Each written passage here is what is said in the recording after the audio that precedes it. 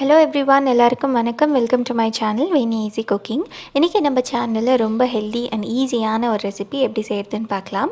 இந்த ரெசிபி வந்துட்டு நீங்கள் பிரேக்ஃபாஸ்ட் மாதிரி சர்வ் பண்ணலாம், இல்லைனா ஈவினிங் ஸ்நாக்காக கூட சர்வ் பண்ணலாம். ரொம்ப டேஸ்டியான ஒரு ரெசிபி, செய்கிறது கூட ரொம்ப ஈஸி தான் அண்ட் கம்மியான இன்க்ரீடியன்ஸ் தான் தேவைப்படும். ஸோ கண்டிப்பாக வீட்டில் ட்ரை பண்ணி பாருங்கள்.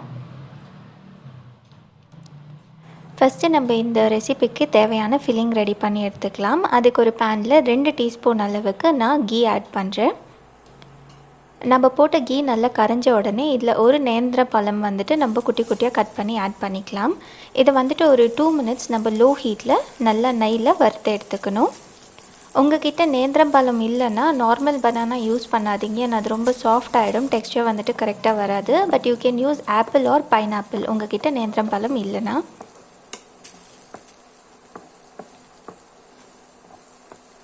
பாருங்கள், இந்த பனானா நல்லா ஃப்ரை பண்ணியாச்சு. கலர் வந்துட்டு இந்த மாதிரி சேஞ்ச் ஆகும். அந்த டைமில் நம்ம கொஞ்சமாக கட் பண்ணி வச்ச பாதாம் அண்ட் கேஷ்யூநட் ஆட் பண்ணிக்கலாம். அது கூடவே 1/2 கப் அளவுக்கு துருவன தேங்காயும் சேர்த்துக்கலாம். இப்போ இது ஒரு 2 மினிட்ஸ் நம்ம லோ ஹீட்டில் அகெயின் நல்லா ஃப்ரை பண்ணி எடுத்துக்கணும். இது ஃப்ரை பண்ணுறதுக்குள்ளே நீங்கள் சேனல் ஃபர்ஸ்ட் டைம் பார்க்குற மாதிரி இருந்தால் ப்ளீஸ் மறக்காமல் சேனல் சப்ஸ்கிரைப் பண்ணிக்கோங்க அண்ட் அப்படியே பக்கத்தில் இருக்க பெல் ஐக்கன் கூட கிளிக் பண்ணி ஆல் நோட்டிஃபிகேஷன் செலக்ட் பண்ணுங்கள். அப்போ தான் நாங்கள் வீடியோ போஸ்ட் பண்ண உடனே உங்களுக்கு நோட்டிஃபிகேஷன் வரும்.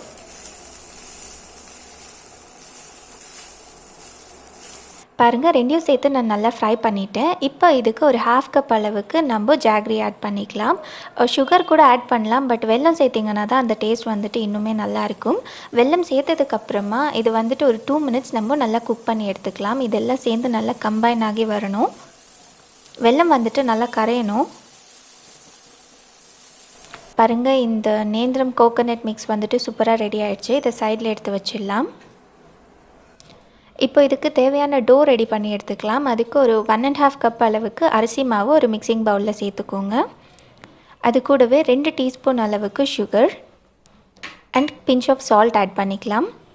இப்போ இது எல்லாத்தையும் சேர்த்து நம்ம ஒரு தடவை நல்லா மிக்ஸ் பண்ணி எடுத்துக்கணும்.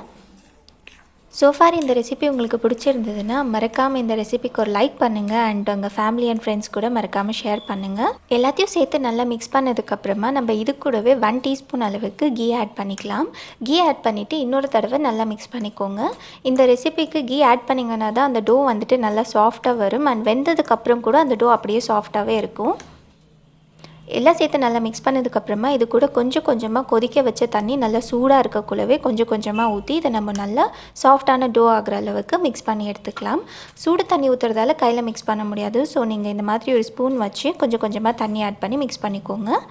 பாருங்கள், நான் டோ வந்துட்டு இந்த அளவுக்கு சாஃப்டாக நான் மிக்ஸ் பண்ணி எடுத்திருக்கேன். இதை இப்போ நம்ம சைடில் எடுத்து வச்சிடலாம்.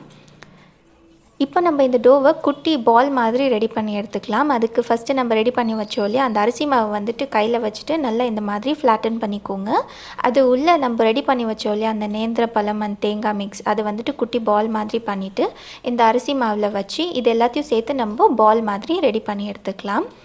உங்களுக்கு இது எந்த ஷேப்பில் வேணாலும் செஞ்சு எடுக்கலாம், பட் நான் இன்றைக்கி பால் மாதிரி தான் செய்கிறேன். இந்த மாதிரி ரெடி பண்ணிவிட்டு இதை நம்ம டெசிகேட்டட் கோகோனட் பவுடரில் நல்லா ரோல் பண்ணி எடுத்துக்கலாம். நம்ம உள்ளேயும் அந்த கோகோனட் யூஸ் பண்ணியிருக்கிறதால வெளியிலையும் இந்த மாதிரி கோகோனட் பவுடரில் ரோல் பண்ணி எடுத்தோன்னா அந்த கோகோனட்டோட ஃப்ளேவர் ரொம்பவே நல்லாயிருக்கும் ஸ்டீம் பண்ணக்குள்ளே. பாருங்கள், இது சூப்பராக ரெடி ஆகிடுச்சு. எல்லா பவுலும் இதே மாதிரி நம்ம ரெடி பண்ணி எடுத்துக்கலாம். இப்போ நம்ம ரெடி பண்ணோம் இல்லையா, அந்த எல்லா கோகோனட் பால்ஸுமே நம்ம இந்த மாதிரி ஒரு வாழையில வச்சுட்டு அது மேலே வச்சிடலாம்.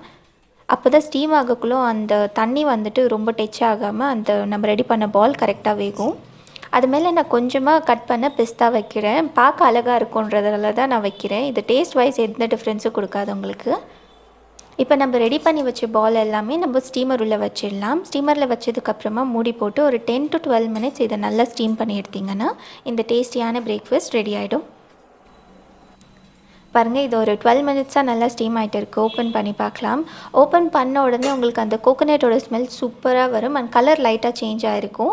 இதை வந்துட்டு நீங்கள் சூடாகவும் சர்வ் பண்ணலாம், இல்லைனா நல்லா ஆறுனதுக்கப்புறமாவும் சர்வ் பண்ணலாம். ரொம்ப டேஸ்டியான ஒரு ரெசிபி. அது மட்டும் இல்லை, ரொம்ப ஹெல்த்தியான ரெசிபி கூட. உங்களுக்கு இந்த ரெசிபி பிடிச்சிருக்கோன்னு நினைக்கிறேன். இதே மாதிரி வேற ஒரு ஈஸியான ரெசிபியோடு பார்க்கலாம். Until then take care.